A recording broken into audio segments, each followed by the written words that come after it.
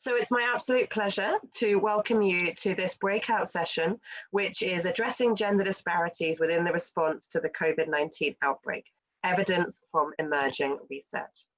My name is Clare Wenham. I'm an assistant professor of global health policy at LSE, and I'm speaking here today on behalf of the Gender and COVID Working Group and the Gender and COVID Research Project that I'm co-leading with a bunch of fabulous ladies who are on this call with us today. It's my pleasure to introduce you to our panelists. We have, in no particular order, we have Dr. Denise Nacif Pimenta, a researcher from Rene Rachou Institute in Fiocruz, Brazil. We have Dr. Sabina Rashid, the Dean and Professor at BRAC University in Bangladesh. We have Ngunjiri, a Senior Technical Advisor at LVCT Health. And finally, Dr. Germaine Furaha, the Director of the Center of Excellence, Denis Mukwege, at the Universite Evangelique on Afrique in DRC. We are delighted to have you all here.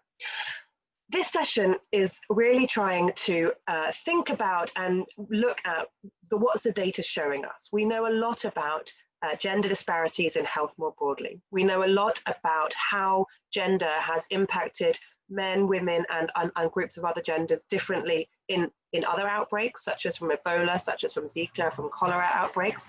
But what we're really trying to show you here today is to bring some flavor from the research that our project is doing, the Gender and COVID Research Project, to really understand the current real-time research that we're doing and try and present some of the findings that are coming from our case study countries and from our research to go beyond the generic statements. We all know that women are disproportionately affected by outbreaks and by COVID.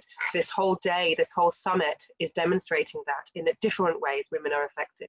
But we want to really show you some real-time evidence to really back this up. It's so important that we recognize that it's not just about women's health. It's not just about women as health workers. There are a whole variety of gendered effects of outbreaks, which we see time and time again. And the more data we can generate and then present to policymakers gives this real opportunity for a gender transformative change and really pushing for a new way of thinking about outbreaks, a new way of thinking about who is affected and not just infected with outbreaks, and trying to develop a policy and responses which reflect the needs and demands for those who are at risk and or affected. But you don't want to hear from me.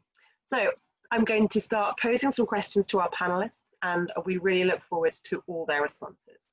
If anybody wants to ask questions to our panelists at any time, please can you type them into the Q&A, and then Rosemary Morgan, who's here with us as well, will be moderating the Q&A at the end of the presentation, not presentations, the end of the first starting comments that our panelists are making. Please do ask at any time, and we really look forward to this being an engaging but collaborative discussion, and please, you know, we really welcome everybody's views on this. So the first question I have for our panelists today is, why do you see gender challenges emerging during COVID? And what surprised you about these gender challenges? And I'm going to start by passing it over to Sabina Rashid from Bangladesh. I've got to unmute myself, I realize. That's the thing you learn on Zoom.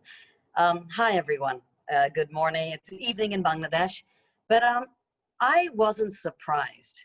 The reason why I say this is what the pandemic has done. It has magnified the already existing fault lines that exist in public health and development, the existing structural and social inequalities that exist. And if we look at emerging research, particularly on adolescent girls who are street vendors, street hawkers, the initial research just brings that together so well, because many are married early. We have very high early marriage. The pandemic means many of them are juggling children. They often have 2 to 3 children. They're 16, 17 years old.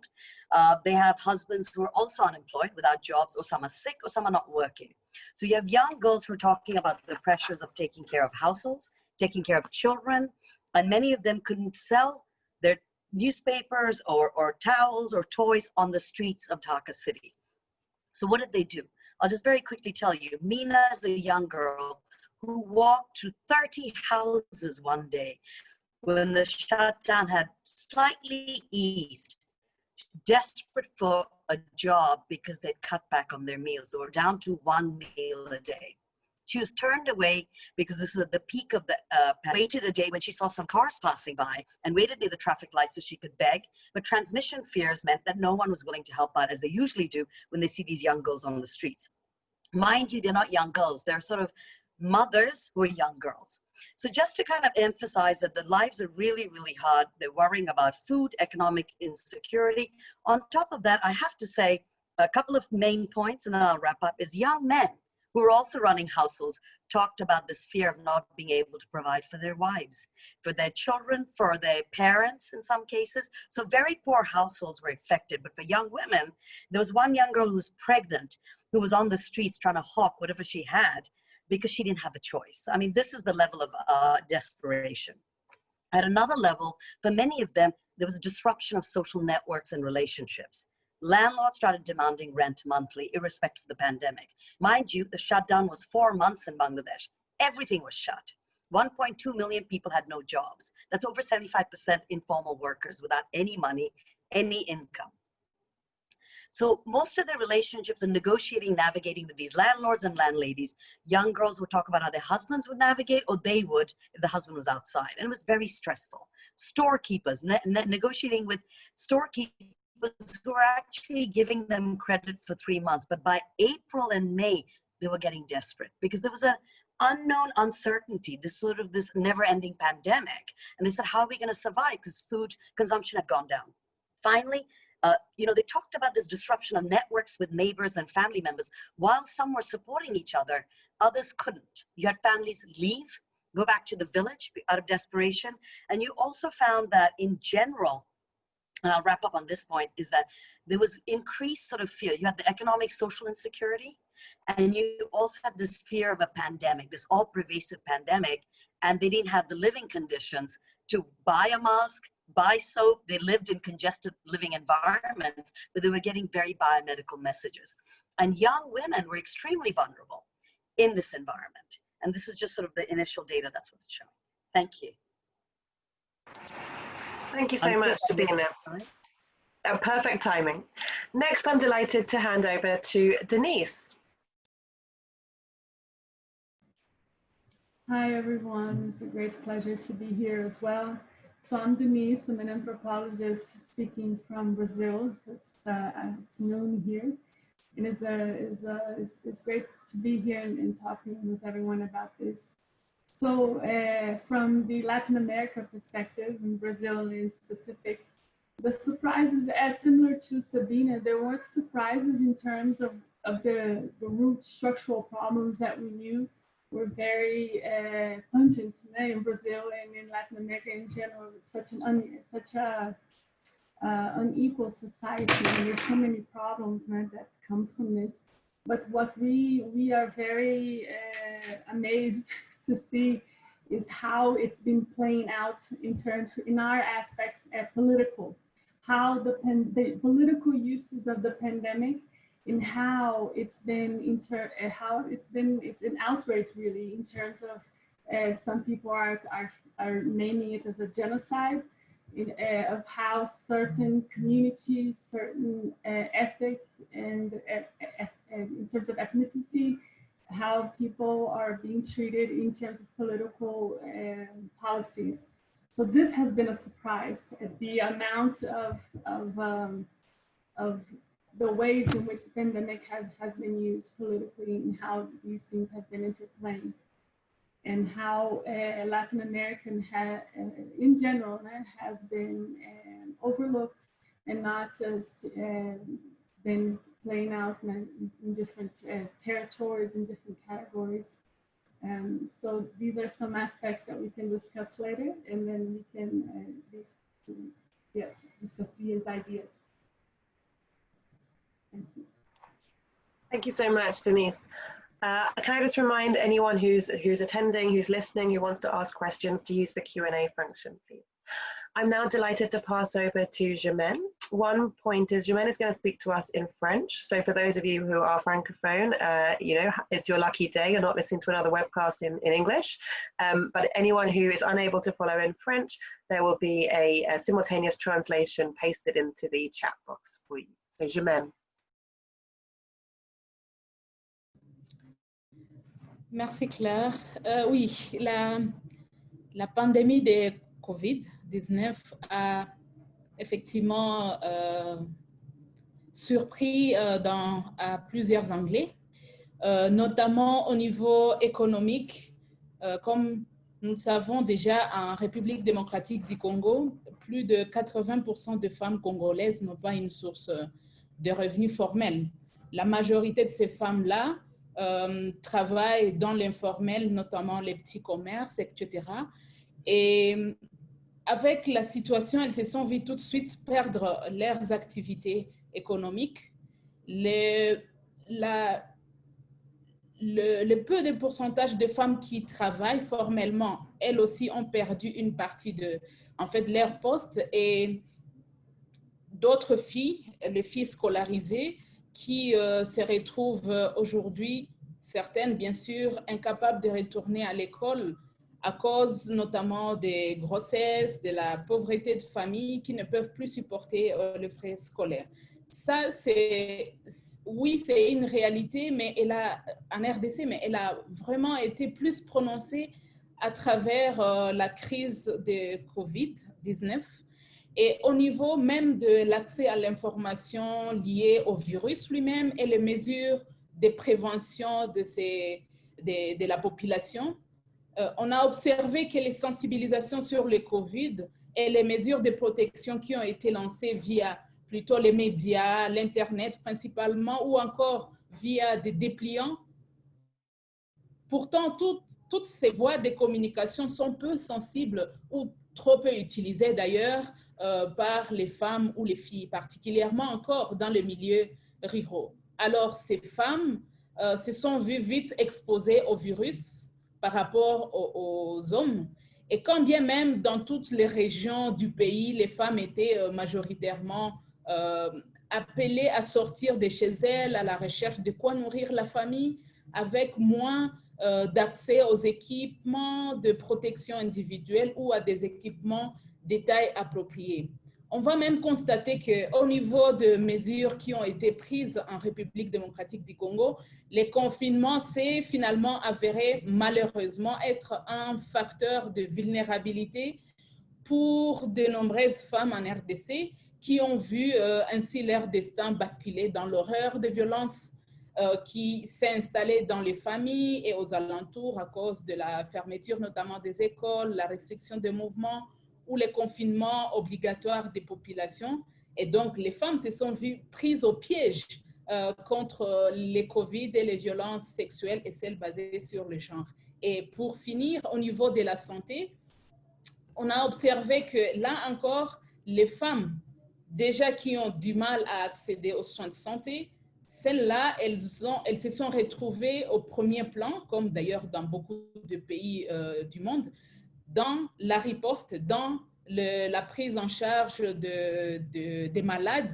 Mais en même temps, on va encore observer un phénomène particulier, c'était la présence, les contacts plus marqués avec les malades de coronavirus dans le pays, tout simplement parce que à cause de la répartition, je vais dire, des rôles entre les hommes et les femmes en RDC, où les malades sont toujours accompagnés et surveillés par leurs femmes, leurs mères, comme l'avait la tradition. Et donc, les femmes, elles sont exposées soit en tant que surveillantes de malades, soit en tant que personnel de santé, etc. Et ce qui est encore pire est que on a constaté un grand déficit au niveau de la capacité des infrastructures de prise en charge de victimes de violences, plutôt des personnes atteintes du COVID, où par exemple on peut avoir un hôpital avec seulement 50 lits de réanimation pour plus de 900 000 habitants. Et donc, on va constater que finalement, la femme, elle est vraiment au centre dans cette lutte-là.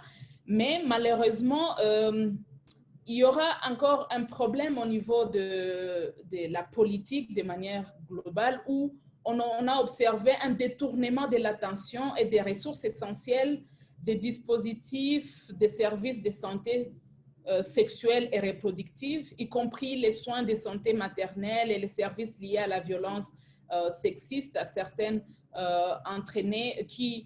qui a certes entraîné une exacerbation de la mortalité, de la morbidité maternelle, une augmentation même des taux de grossesse chez les jeunes adolescents.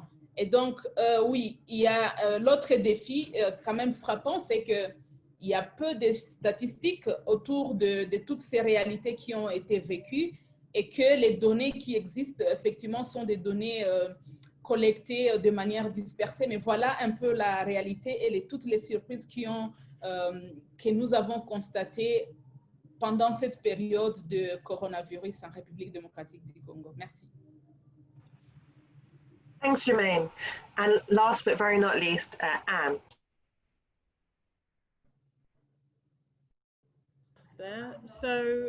Thank you very much. My name is Ngunjiri from LVCT Health. And just a bit of what we do at LVCT Health is we primarily program for adolescent girls and young women for HIV prevention, care and treatment services and testing, as well as gender-based violence services. So one of the things since the announcement of COVID pandemic in Kenya back in March was, of course, the government response plans would be put in place to try and curb the spread of COVID. But one of the surprises, I think, for everyone, including the implementing partners and the government stakeholders as well, was the limited attention that was given to what is turning out to be the shadow pandemic. So everything was laid in place in terms of how and what to do to prevent the COVID pandemic from spreading, but not enough attention was put into the ripple effects of what these response plans would be. For example, we had curfews, we had cities literally shut down. Of course, what this led to was the social disruptive things that happened, like families being separated because of curfew and lockdown. And essentially that left the women, the girls, the children, the most vulnerable in our society. It increased their likelihood of experiencing gender-based violence and violence against children. Another challenge that came about, again, with COVID was the loss of livelihoods for a lot of the people, particularly in the informal sector, where you have especially young women who are in the urban informal settlements, doing the informal work like domestic care, family care. All of a sudden, now that was taken away from them as a source of livelihood. And what turned out because of that was them engaging in exploitation and being at a risk of exploitation and abuse as they seek their livelihoods. So as has been said by everybody else, the adolescent girls and young women are the ones who suffered the most because of the increased rate of gender-based violence. We've certainly seen that at LVCT Health in our programming. Those are the numbers that are there globally, but just the actions that were taken or not taken at the time that this shadow pandemic was coming up was a surprising fact. Again, with the school closures, which was one of the response plans to COVID. And there's a reason why the response plans are there. Let me just say that it's not an option for us not to obey the government directives. But however, as a result of that, there's been an reported increase in teenage pregnancies, the Romeo to Juliet cases, even cases where the perpetrators are beyond 18 years with the adolescent school-going children. So again, that was one of the things that came up during COVID related to gender. And I believe not enough was done at the time that it was emerging to be able to ignore the shadow pandemic that we are now having to deal with. Thank you so much to all our participants. So the next question I wanted to ask you is, are there particular women that have been more affected or more vulnerable to the effects of coronavirus in your respective countries? And why are these groups particularly vulnerable? So I'm going to go in the opposite order. So back to Anne. Okay, thank you, Claire. Kenya, as any other African setting, there's always been issues with patriarchal society where there's a lot of gender inequality. But then during this period of COVID, that seemed to have intensified. And certainly from our program data, the ones we're seeing at our greatest risk are those ones between the ages of 10 up until 24, just from our program data, because those are who we program for. But generally in Kenya, it seems to affect all young women up until the age of 49. And this is, as I said, primarily because like the ones who are not going to school would have otherwise been in school, which is a known protective factor. They're now being engaged in unpaid family work and care work, particularly in the urban informal settings. You also have women who'd otherwise, again, been engaged in income generating activities. They're at home now, they cannot be able to do that. So that places them at an additional risk of intimate partner violence, particularly in domestic violence, where we can almost make the conclusion that if it were not for COVID, they would not otherwise be at home and not earning a living. So certainly COVID has increased the risk for that particularly group, the young women and the adolescent girls who are at home. Another group that has also come up, because we do program for key population, is the risk towards female sex workers. Now, if you look at traditionally how they work would be in hotspots within the towns where we work in. But now because of the curfew, everything suddenly goes, it gets shut down by 9 p.m. Then they have the additional risk of having to go and meet their clients in their houses. And we've had the unfortunate cases where even for that target group, particularly the female sex workers, where they reported increased cases of violence against them or even death. Because again, by the time the FSW is going to a client's home, they're not in control of the situation as it would be if they were at their hotspots during normal times outside of COVID. So because of our gender inequalities that seem to be more pronounced during this period, and because of the curfews and the response plans that are there, those are the key groups that data is showing from our program and from our nation as well as to be the ones who are being disproportionately affected by COVID. The adolescent girls, the young women, and the key population, specifically the female sex workers. Thank you. Sam, and the same question to Germaine. Yeah, thank you. En RDC, en République démocratique du Congo, oui, il y a, je vais dire, 3 grandes catégories de femmes qui ont été plus affectées par la pandémie de coronavirus. Il y a notamment toute cette catégorie, la masse qui est d'ailleurs majoritaire de femmes qui œuvrent dans les secteurs informels, comme je l'ai expliqué tout à l'heure, qui se sont en fait... Comme vous le savez, en République démocratique du Congo et en Afrique de manière générale, les femmes qui sont dans ce secteur représentent autour de 92% des travailleurs dans les secteurs informels. Donc, ces femmes-là, elles se sont tout de suite touchées par la pandémie parce qu'elles ne pouvaient plus exercer normalement leurs activités. Et encore, dans les pays où il n'existe aucune sécurité de l'emploi, ni aucun filet de sécurité, si une crise comme celle de Covid l'a vraiment les a privés de leurs revenus. La deuxième catégorie qui a été plus touchée, ce sont les filles en âge scolaire. Ma collègue tout à l'heure l'a expliqué, c'est une réalité aussi en République démocratique du Congo où aucune mesure, les filles qui se sont retrouvées à la maison étaient exposées plus aux violences sexuelles au sein de leur famille, même aux alentours.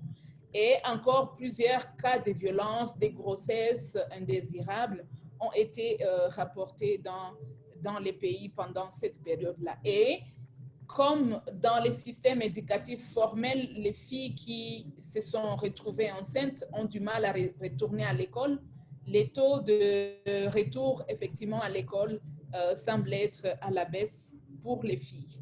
L'autre catégorie, ce sont les femmes rurales. Ces femmes rurales-là qui, d'une part, dépendent des services qui sont offerts par les villes, elles dépendent des services qui sont offerts par les villes, notamment des services sanitaires qui ne sont plus présents dans les zones rurales.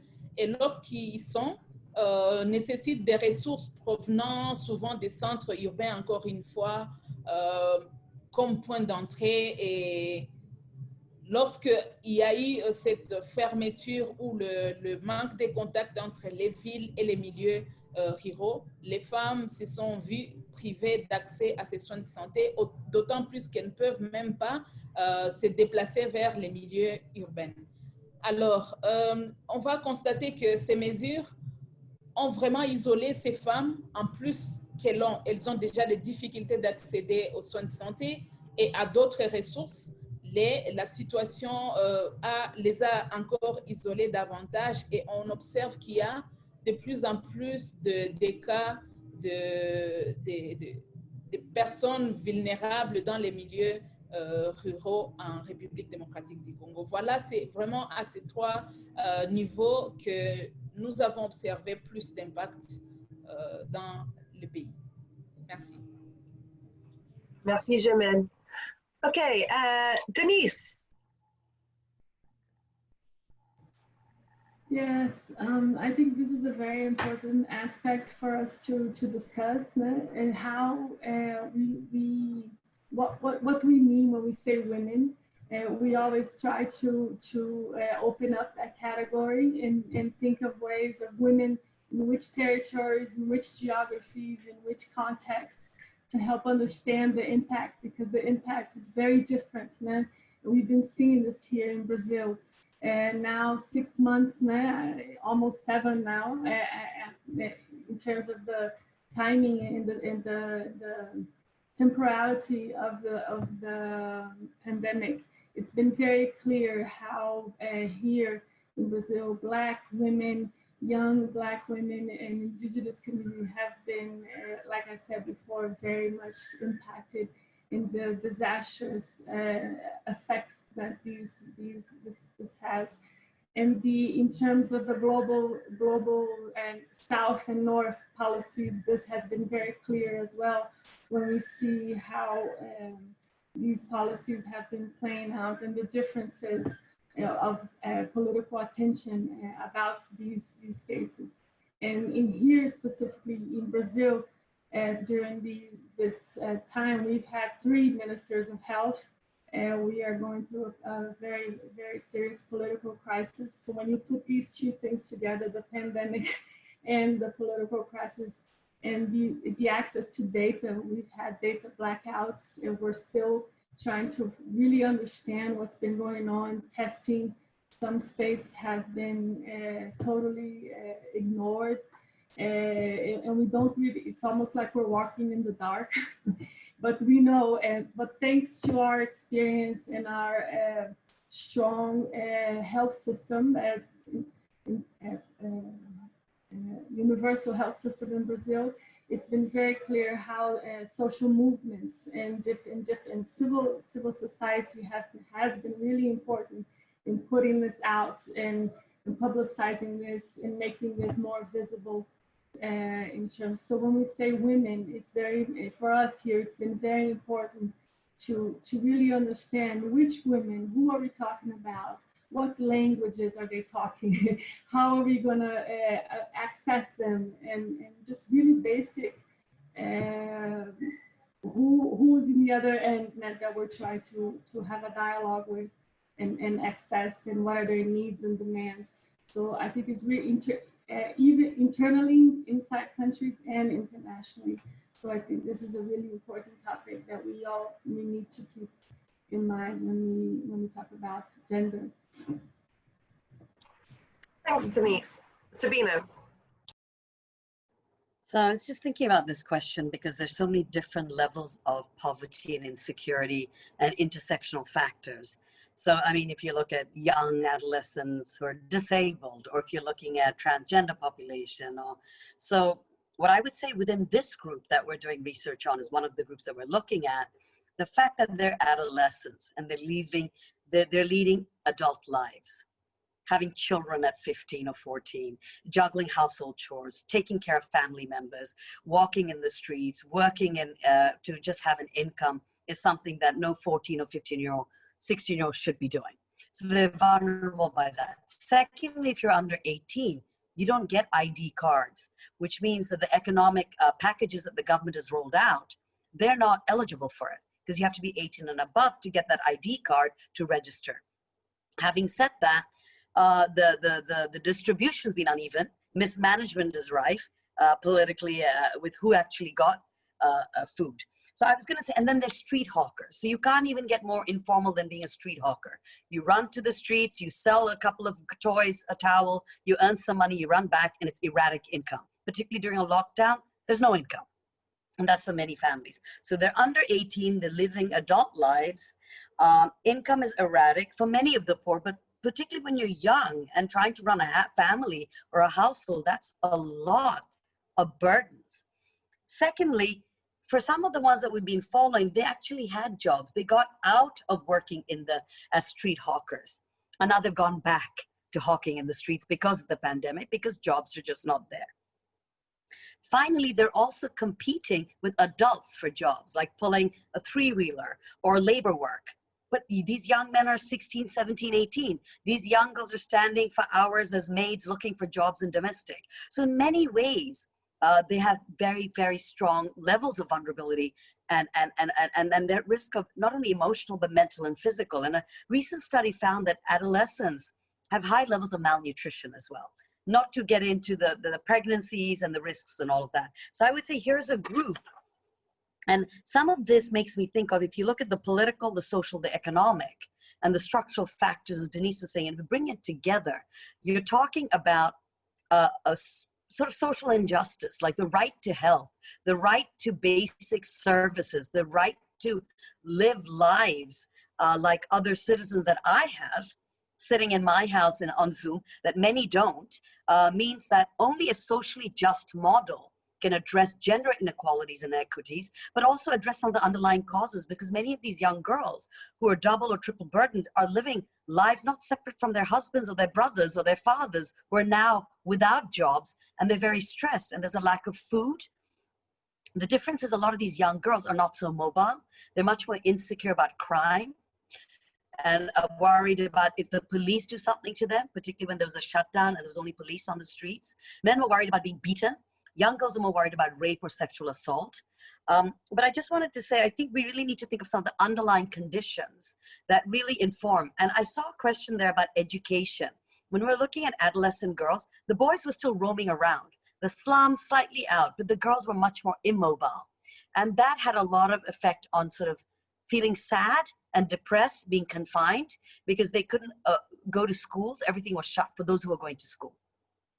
So I really think that we need to bring in the nexus of rights, health, and structural justice, structural ways of looking at this pandemic, because this is not going away and we're going to have different forms. And it's not the first time this has happened to the poor. It's just as magnified because it's called a global pandemic. But I've seen through famines and earthquakes and floods, many of these vulnerable groups, and particularly young girls, but even other young men and family members, go through extremely difficult deprivations and very precarious, a lot of sort of, I would say, precarious lives they lead. Thank you. Great, thank you, Sabina. So my name is Rosemary Morgan, and I'm based at Johns Hopkins Bloomberg School of Public Health. And it's my pleasure to moderate the next section, which is the audience Q&A section. And I see we've had some really great questions come in already. So if you have any questions for our participants, panelists, please do input them in the question and answer box so we can make sure that they get asked. I thought that was an excellent discussion to think about, and in our overall project, we're really thinking about what are some of the surprising things, gendered impacts of this pandemic. And I think all the panelists, especially in the responses to the second question, even brought out that a little bit more. Some of the specific vulnerabilities and intersecting social identities that make certain groups more vulnerable that we really have to pay attention to. So I think I'm going to go to Rachou Kuenzi, who at the very beginning, Sabina, asked a question during your first response about what was most surprising to the pandemic. Her question was, with states facing dramatic budget constraints, how do we ensure that the cuts do not further harm women, for example, through cutting family planning services? I wish I had some easy answers, then I wouldn't be. But I think, you know, it's complex because first you need state commitment. So if you look at it, the Bangladesh government has a Ministry for Women and Health, Welfare, and they have certain stipends, social safety nets given to women left behind, disability groups, elderly. If you look at family planning, reproductive health services, one of my colleagues did a recent study. Vaccination is being affected, reproductive health services have been affected, health systems are weak anyways. Then you have a pandemic, then you have weak governance, then you have a moderately very weak health budget and allocation. So it's a complicated space. I'm part of Bangladesh Health Watch, which is a citizens watch group. And some ways, and I don't think it's simple that it's just linear, you go and say it. I think it requires sustained efforts by across sectors. So not only just academics, NGOs, other stakeholders, human rights lawyers, to get to the table and start coming together to have discussions about vulnerable groups and how women in some ways are greatly affected amongst other groups. And I think in that way you can raise issues. In Bangladesh, a lot of awareness is raised through publishing articles in newspapers, because every minister is reading the newspaper. And that's one way. And I think you need to work across sectors to put pressure, because with budget cuts, family planning, reproductive health services, basic services, are, particularly during the peak of March till about May, it was very bad. I mean, beds were overflowing, people were being turned away. And then there was an inherent sort of fear of COVID and going to these clinics or facilities if you were sick, or if you were pregnant, because you didn't know of the transmission. So it's a very complicated space. And I do think that, there's a lot to be learned, particularly. And I think nothing can happen overnight, but we need some commitment about health. What does it tell us about lessons for health systems? And what does it tell us about working across health sectors, but also working across disciplines and sectors in country to address some of this? And development partners have a huge role to play, particularly because they fund many agendas. And it's important that they're part of that discussion where it isn't a siloed approach, but a more comprehensive approach to looking at it. Thank you. Thanks, Sabina. So Rohini Pandey has asked two quite pertinent questions that are similar, but I'm gonna start with the first one because it's specifically directed at you, Germaine. And her question is, could you talk a little bit about government and health service response to women's particular vulnerability that COVID has highlighted? What is being done and what seems to have promise? And before we move to Germaine, just for the other panelists, Rohini expanded on that question to talk to all panelists to ask you to talk about any programmatic efforts that you know of that are ongoing to address gender inequality in this pandemic, and whether there is research alongside to assess effectiveness of different approaches. So can the other panelists just sort of think about a potential response to that question while Germaine is answering the question about particular government response in the DRC. And for those of you who joined us, there will be translation in the chat box, so please do watch out for that if you are unable to speak French. Germaine, over to you. Thank you. Oui, en République démocratique du Congo, la crise a été gérée, je vais dire, de manière assez particulière, notamment c'est probablement lié à la crise elle-même au niveau politique. Et aussi, cette crise-là qui n'a pas permis une bonne coordination ou alors d'attirer de l'attention particulière à certaines catégories de la population, notamment les femmes, avec un certain niveau de vulnérabilité. Ce qui s'est observé en RDC, c'est qu'il y a eu des mesures globales, en tout cas qui touchent tout le monde sans spécificité liée au genre, ou alors aux besoins particuliers des femmes. Voilà, aujourd'hui, nous sommes incapables de vraiment préciser quelle a été une mesure plus pragmatique du gouvernement congolais pour la femme de manière particulière. Ça n'a pas existé et c'est ça, effectivement, les défis qu'il y a eu, que la pandémie a plus créé des déficits encore davantage entre les hommes et les femmes sur tous les plans, au niveau économique, au niveau de la santé, au niveau social, parce que tout simplement, il n'y a pas eu une mesure spécifique qui a accompagné cette crise en faveur de la femme. Voilà. Thank you, Germaine. And I see we've lost Anne, but she'll probably join us back when she's able to. So maybe I will direct this question to you, Denise. So when I asked previously about any programmatic efforts that you know of that are ongoing that address gender inequality in this pandemic. I think here in Brazil, we've been seeing how important research in all areas has been to inform policymakers and programs in general. It's been really interesting to see, speaking from the social science side, it's been really interesting to see these differences in qualitative data, not only epidemiological and more quantitative data. So interdisciplinarity has been really key in it. Like for now, the discussion now with vaccines, for example, it's been very interesting because now in Brazil, we have a really strong anti-vaccine movement, and how these other aspects of trust in science and scientific information and evidence. So also now social science has been called on to help with that and even understand the context. So that mixed with gender and how women have been in terms of the programs some has happened, but it's been, like I said, it's been very hard from our side here in Brazil, because the ministry that is responsible for policies for women in general and it's been very anti-science, and so it's been very hard putting these programs out. But there are a few, but not very much based on scientific information. Thank you, Denise. Very hard. Yeah.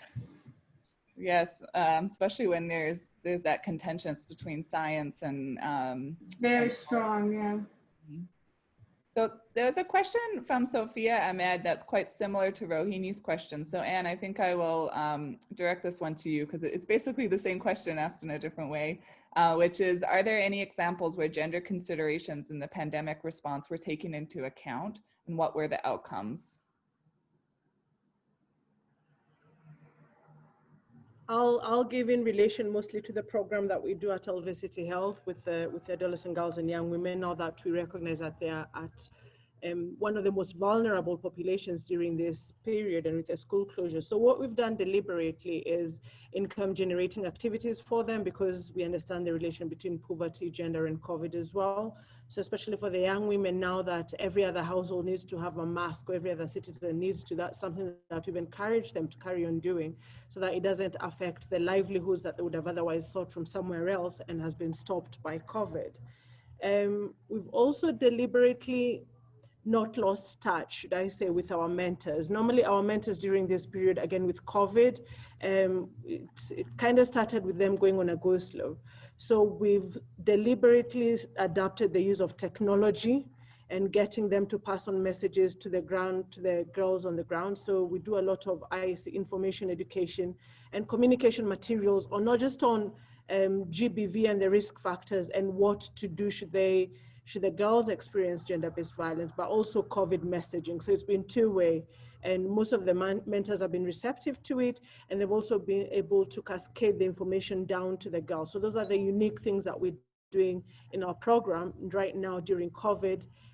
We've also enhanced our telecounseling. There's a lot of hotline numbers coming up now, because again, we understand that movement to the facility may be restricted, but we are hoping some of the adolescent girls and young women and the key population that we're working with have access to a mobile phone if it doesn't place them in additional risk.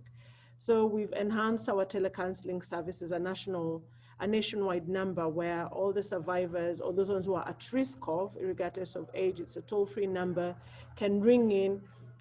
They get what we term as lives, the psychosocial first aid, where it goes as far as even assessing their immediate risk, over the telephone, and if need be, our telecounselors have been trained to be able to link the survivor to security services in case there's any need for evacuation at that point, wherever it is that they are. So we have deliberately expanded our referral pathways and networks and made them as effective as can be in terms of the numbers that we're giving out there. And we've also done put in a lot of effort in engagement of the community health volunteers. Even with the pandemic, they still have their role to play in terms of awareness creation. So we are loading them with messages related to gender-based violence. And also they have been trained, or we have trained them on how to offer psychosocial first aid. So they look, listen, and link. Because they're out there in the community, we understand that the community members, the adolescent girls, perhaps some of the assumptions that we had to make while they're fearful to come to the facility because of COVID itself, or otherwise their movement has been restricted. But with CHVs and how the community health volunteers and how they work in Kenya, they almost have unrestricted access to households. They're accepted at household level.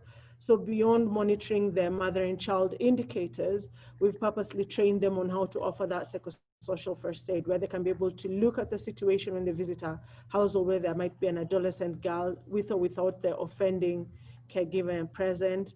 They listen to the stories that they are told, and also finally link to the facilities where to the health facilities where now those ones who are survivors can actually access comprehensive care.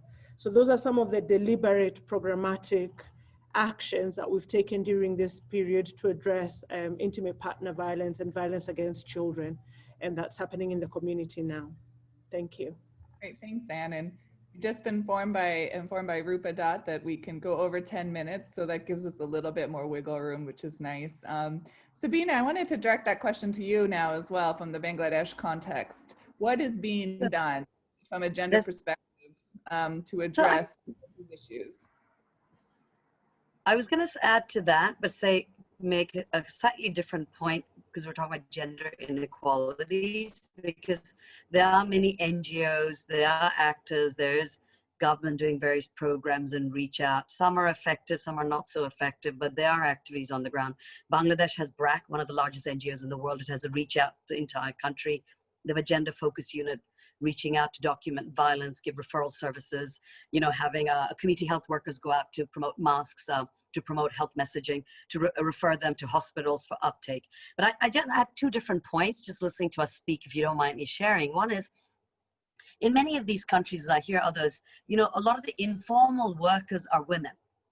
And, with the pandemic, it just struck me the interconnectedness of countries, global, local, whatever you call it. So in the Bangladesh case, when the pandemic hit, many countries canceled their orders.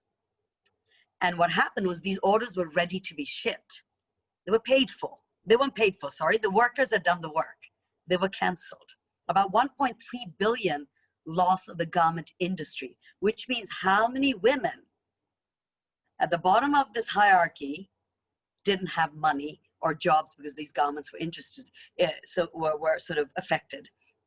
So I want to raise the point that when we look at national level, we can't forget the interconnectedness of trade aid, of accountability, of, some kind of, when I talk about social justice, I'm talking about accountability from countries across within, particularly if you're doing trade. If you look at vaccines now, a large percentage is the resources, the know-how, the opportunities to access it is in developed, richer countries. So, the pandemic raises issues about vulnerability, poverty, and about also, if I talk about young garment workers, where there's sort of unequal systems operating at many different levels. I just wanted to say that because I thought it's very important. We reduce it to some micro-national level, but the politics, the global politics, and those agendas also have to be addressed, because we are in a foreign policy conference. And if we're talking about foreign policy, trade aid policies, we also have to critically reflect on these questions, because directly affects the most poorest, the most marginalized, and the different groups, whether you talk about family planning budgets, or if you talk about abortion rights, XYZ. So I just wanted to flag that. Thank you. Thanks, Sabina. So I've left this rather important question to last, and I'd love to be able to give each panelist a chance to respond to it. So the question is from an anonymous attendee and who's thanked you for such an informative session. And their question is, what are the largest and most consequential research gaps that currently prevent policymakers from addressing the gendered impacts of COVID-19? And then also, how can desperate stakeholders, including those from government, academia, and the private sector, work together to fill these gaps? Would anyone like to start us off on that question? Yes, Sabina, please go ahead. If no one's talking, I'll just say my last bit, which is, you know, I'm in Bangladesh where public health is very clinician-led. Public health in general is very biomedical. So it's very important we have this panel where we look at gendered effects. We look at poverty, we look at vulnerability of women. If you look at COVID times, it was about food insecurity, economic insecurity, violence, crime. And if we look at research, and Denise referred to this earlier, you've got a lot of interesting surveys that are very important. You got epidemiologists, statisticians. Where is the social science? Where is the longitudinal in-depth research that you need? Because these are vulnerable communities, families, populations. And if you had rich in-depth data, you could actually understand the complexities of how they're managing the economic, the social, the health. And that's extremely important for feeding in evidence to policymakers, to practitioners, to other actors. But what you have is, if you have numbers, and that gives you sort of the breadth of the prevalence, but you don't understand the contextual differences, particularly if you're trying to identify who's more vulnerable, which women of which age group are more vulnerable, which category are more vulnerable. You need those kinds of studies. Otherwise, these questions around what kind of programs, how do you design it effectively, what kind of very focused gendered policies do you have, is impossible and difficult to do without in-depth longitudinal data. So I think here we need to have a shift in the funding bodies, in the research people do, in terms of not qualitative as some anecdotal quotes, but how social science can work. And Denise referred to this, so thank you, Denise, with other interdisciplinary groups, because we can work very well together, complement each other, and really inform evidence and really inform policy. And I really believe that, being a medical anthropologist who's always sitting on the periphery, and now we're being asked questions about the pandemic, but I think it's very important from a public health development perspective if we want to change women's lives and improve rights. Yeah. I'll finally shut up. Thank you. No, thanks, Sabina. Denise, would you like to respond? I think I answered the wrong question before because I was looking at this one. But that exactly, Sabina. This is really interesting. And in my context, funding, international funding, has been key when local governments aren't prone to fund these type of programs. International funding and sensibility for these aspects have been really important here in Brazil now. And I think our project speaks to that. Their availability in funding palliative work, such now as we're doing here, as we're starting with this project, will be fundamental in informing policies later on. And even the timing of this, because the pandemic has different timings for different contexts. For example, when Europe is talking of a recovery phase, we're very far from recovery. So all of these aspects are contextual, and only social science that can help shed a light on this. So I think interdisciplinarity will be key from now on to inform us better about the realities of and how people are really living these vulnerabilities. Thank you, Denise. And Germaine, would you like to respond? Oui,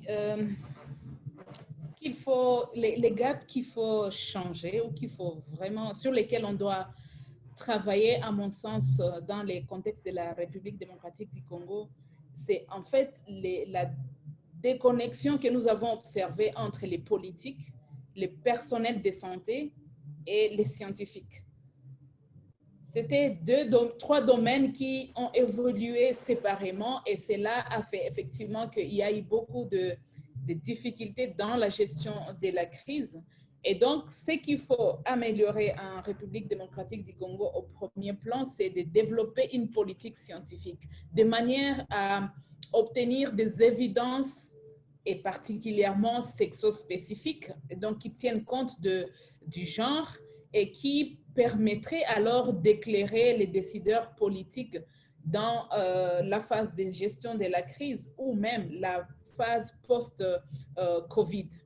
Et donc, concrètement, la RDC devrait travailler sur ce point-là, mais aussi elle devrait veiller à ce que ces réponses à elle incluent en fait cette approche de planification des redressements, je vais dire, post-crise, et aussi qui garantit l'égalité dans l'économie des soins, mais aussi dans les autres domaines de la santé. L'autre élément est que moi, personnellement, je crois fermement que l'État congolais devrait, et les autres parties prenantes, bien évidemment, devraient intégrer dans sa politique de riposte les problématiques de violences basées sur le genre et les violences sexuelles pour être certains. Ils doivent se rassurer que les victimes continuent de recevoir l'aide nécessaire pour que les acteurs qui leur offrent de l'assistance puissent continuer la lutte contre ces violences dans un environnement plus ou moins rassurant. Et donc, c'est à ces trois niveaux que, en fait, les trois gaps importants qu'il faut relever. D'abord, au niveau scientifique et l'interconnexion entre la science, les politiques et les services ou les personnels de santé. Et deuxièmement, au niveau de l'implication des hommes et des femmes désormais dans la planification du redressement post-crise. Et comme je l'ai dit aussi, c'est rassurer qu'on ne perd pas de vue qu'il y a des conséquences, qu'il y a des violences et pour lesquelles on doit continuer à lutter malgré que la crise est là aussi. Voilà, merci. Thank you, Germaine. And Anne, we just have about a minute or so left, so just a brief response from you about what is the most significant, largest consequential research gap? Let me just even say from the perspective of Kenya, the president just declared GBV as an issue during this COVID very recently. So as a nation, we are not doing very well in highlighting the difference between male and female being affected by COVID, certainly by GBV. So then that makes it difficult even for the government to be able to push for the essential services for post-violence care, just because, again, even in the current situation, a lot of the shift seems to be moving away from COVID into the politics, with the elections coming up in about a year or two. So there's certainly a gap from a national level on collecting data specific for women. So that way we do not know how to address the different vulnerabilities. And in the meantime, our adolescent girls, young women, the key population are still suffering at homes in the community. The policies that have been put in place, the paper is there to prove that it's there, but on the ground, things are completely different. So even before we go into research, just the programmatic level, the national actions plan, they're not being effected as fast as they should be. So certainly on research, we have nothing to work with. We have no data to work with essentially, because nothing has been produced as a nation. So there is a huge gap. Even for the ones where the implementing partners have done a bit of quantitative, it's fair enough ticking boxes, but the real story behind of what is happening on the ground hasn't been collected yet. So yes, there is a very big research gap. Nobody understands beyond the numbers of who's been affected by COVID. Certainly GBV data is missing, and that is having an effect on the people on the ground in terms of giving them the care and support that they need or planning for it. Thank you. Thanks, Anne. And we're at time now, so we just wanted to thank everyone for joining us today and for your very, very important and interesting questions. I really did enjoy that discussion. And that final question of that last one was about how can disparate stakeholders work together to fill these research gaps. And through that, I'd like to invite anyone that's on the panel or on the at this webinar today to join our Gender and COVID-19 working group. All of us here, we're part of a Gender and COVID-19 project, but also part of a larger working group that has up to 500 members across government, academia, and the private sector, as well as civil society, working to identify these research gaps, to collaborate on key issues. And if you're interested, please visit the website of our project, and I put it in the chat box there, genderandcovid19.org, and just send us a message, and it'll that you're interested in joining the working group, and we will send you an invitation for that. And that's one way that we're really coming together. That's been a real highlight, I guess, of a lightness in this pandemic, is the ability for us to connect in ways we never did before, you know, to really bring us together across geographical areas, across sectors, in a topic that is important and relevant for all of us, regardless of what our areas of expertise are. So we welcome you to join those discussions with us, and thank you very much for joining us today. Bye. Thank you. Thank you all. It was a pleasure. Thank you. Bye-bye. Thanks, Bye-bye. Rosemary. Bye-bye. Bye-bye. Thank you. Bye-bye. Please do click on it. The next session links are in the chat box for the networking section session. So please do click on those if you're interested in joining a networking event.